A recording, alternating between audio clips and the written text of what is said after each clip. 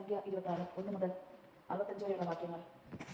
രണ്ടാമത്തെ ജനസംഖ്യ. മഹാമാരി നിറച്ചതിനു ശേഷം കർത്താവ് മോശയോടും പുരോഹിതനായ അഹരോന്റെ പുത്രൻ എലാസാരിനോടും അരുളി ചെയ്തു, ഇസ്രായേൽ സമൂഹത്തിന്റെ 20 അതിനും മേലിലും വയസ്സ് യുദ്ധശേഷിയുള്ള സകലരുടെയും കണക്ക് ഗോത്രഗോത്രമായി എടുക്കുക. കർത്താവ് കൽപ്പിച്ചതനുസരിച്ച് ഇസ്രായേലിൽ 20 അതിനുമേൽ വയസ്സുള്ളവരെ ജെറിക്കോയുടെ എതിർവശം ജോർദാൻ നരികെയുള്ള മോവാബ് സമതലത്തിൽ മോശയും പുരോഹിതനായ എലാസാറിനെയും കണക്കെടുക്കുന്നതിന് ഒരുമിച്ച് കൂട്ടി. ഈജിപ്തിൽ നിന്ന് പുറപ്പെട്ട ഇസ്രായേൽ ജനം ഇവരാണ്. ഇസ്രായേലിന്റെ ആദ്യ ജാതനായ റൂബന്റെ പുത്രന്മാരായ ഹനോക്ക്, ഫല്ലു, ഹെസ്രോൺ, കർമ്മി എന്നിവരുടെ കുലങ്ങൾ. ഇവയുൾപ്പെട്ട റൂബൻ ഗോത്രത്തിൽ 43,730 ആളുകൾ. ഫല്ലുവിന്റെ പുത്രൻ ഏലിയാവിന്റെ പുത്രന്മാർ നെമുവേൽ, ദാൻ, അബീറാം.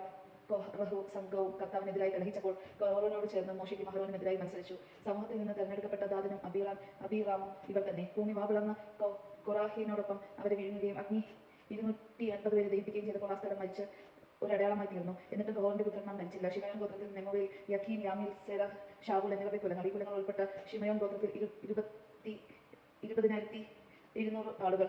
ഗാദ് ഗോത്രത്തിൽ സെഫോൻ, ഹഗ്ഗി, ഷൂനി, ഓസ്നി, ഏരി, അരോദേവി, അരേലി എന്നിവരുടെ കുലങ്ങൾ. ഇവ ഉൾപ്പെട്ട ഗാദ് ഗോത്രത്തിൽ 44,500 ആളുകൾ. യൂദയുടെ പുത്രന്മാർ ഏരും ഒനാനും കാനാൻ ദേശത്ത് വെച്ച് മരിച്ചു. യൂദ ഗോത്രത്തിൽ ഷേലെക്, പെരേസ്, സേറഹ് എന്നിവരുടെ കുലങ്ങൾ. പേരസിന്റെ കുലത്തിൽ ഹെസ്രോൺ, ഹാമൂർ എന്നിവരുടെ കുടുംബാംഗങ്ങൾ. ഇവ ഉൾപ്പെടുന്ന യുദ്ധഗോത്രത്തിൽ 76,500 ആളുകൾ. ഇസാക്കർ ഗോത്രത്തിൽ തോലോ, ഷുവ, യശൂർ, ഷിംറോൻ എന്നിവരുടെ കുലങ്ങൾ. ഇവൾപ്പെട്ട ഇസാക്കർ ഗോത്രത്തിൽ 64,300 ആളുകൾ. സെബലൂൺ ഗോത്രത്തിൽ സവേദ്, ഏലോൺ, യഹ്ലേ എന്നിവരുടെ കുലങ്ങൾ. ഇവൾപ്പെട്ട സെബലൂൺ ഗോത്രത്തിൽ 66,500 ആളുകൾ. ജോസഫിന്റെ പുത്രന്മാർ മനസ്സയും എഫ്രായിമും. മനസ്സയുടെ പുത്രൻ മാഖീർ ഗിലായിന്റെ പിതാവായിരുന്നു.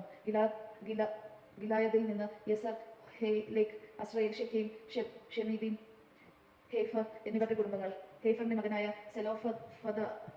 സെലോഫഹാദും പുത്രന്മാരില്ലായിരുന്നു.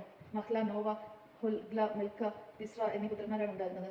മനസോ ഗോത്രത്തിൽ 50,700 ആളുകൾ. എഫ്രൈം ഗോത്രത്തിൽ ഷുലോ, ബെഹർ, ദഹാൻ എന്നിവരുടെ കുലങ്ങൾ. ഷുലോത്തിന്റെ മകനാണ് ഏരാൻ. ഇവ ഉൾപ്പെട്ട എഫ്രൈം ഗോത്രത്തിൽ 30,500 ആളുകൾ. ഇവ രണ്ടും ജോസഫിന്റെ പുത്രന്മാരുടെ ഗോത്രങ്ങളാണ്. ബെഞ്ചമിൻ ഗോത്രത്തിൽ ബേല, അഹ്ബേൽ, അഹിറാം, ഷെഫൂഫം, ഷൂഫം എന്നിവരുടെ കുലങ്ങൾ. ബേലായുടെ കുലത്തിൽ ആർ, നാമ എന്നിവരുടെ കുടുംബങ്ങൾ. ഇവ ഉൾപ്പെട്ട ബെഞ്ചമിൻ ഗോത്രത്തിൽ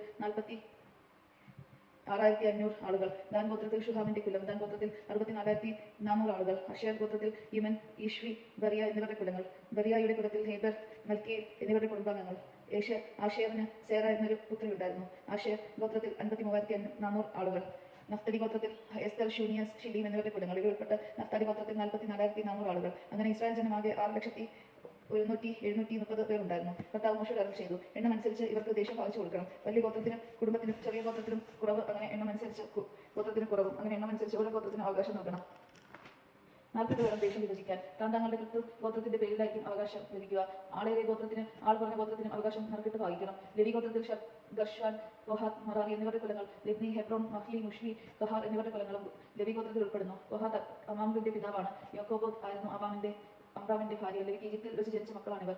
ഇവളിൽ അമ്രാമിന് അഹരോനും മോശയും അവളുടെ സഹോദരി മിരിയായിമും ജനിച്ചു. അഹരോന്റെ പുത്രന്മാരാണ് നദാബ്, അബീഹു, എലയാസർ, ഇത്താമർ എന്നിവർ. നദാബും അബീഹുവും കർത്താവിന് മുൻപിൽ അവിശുദ്ധമായ അഗ്നി അർപ്പിച്ചപ്പോൾ മരിച്ചുപോയി. ലേവി ഗോത്രത്തിൽ 1 മാസവും അതിൽ കൂടുതലും പ്രായമുള്ള പുരുഷ സന്തതികളുടെ സംഖ്യ 23,000 ആയിരുന്നു. ഇസ്രായേൽ ജനത്തിന്റെ ഇടയിൽ അവർക്ക് അവകാശം കൊടുക്കാതിരുന്നതുകൊണ്ട് അവരെ അക്കൂട്ടത്തിൽ എണ്ണിയില്ല. ജെറീക്കോയുടെ എതിർവശത്ത് ജോർദാൻ കരയിലുള്ള മേദാബ് സമതലത്തിൽ വെച്ച മോശയുടെയും പുരോഹിതനായ എലെയാസറും കൂടി ഇസ്രായേൽ ജനത്തിന് കണക്കെടുത്തപ്പോൾ ഇവരെയാണ് എണ്ണിയത്. എന്നാൽ മോശയും പുരോഹിതൻ അഹരോനോട് കൂടി സീനായി മരുഭൂമിയിൽ വെച്ച് എടുത്ത് ഇസ്രായേൽ ജനത്തിന്റെ കണക്കിൽപ്പെട്ടവരെ ഈ കൂട്ടത്തിലില്ലായിരുന്നു. കാരണം അവർ മരുഭൂമിയിൽ വെച്ച് മരിക്കുമെന്ന് കർത്താവ് അരുളി ചെയ്തിരുന്നു. യവനയുടെ മകൻ കലാബയും നൂനിന്റെ മകൻ ജോഷുവയും ഒഴികെ അവരിൽ ആരും അവശേഷിച്ചിട്ടില്ല. ദൈവജനം നാം കേട്ടത് നമുക്ക് ദൈവത്തെ സ്തുതിക്കാം.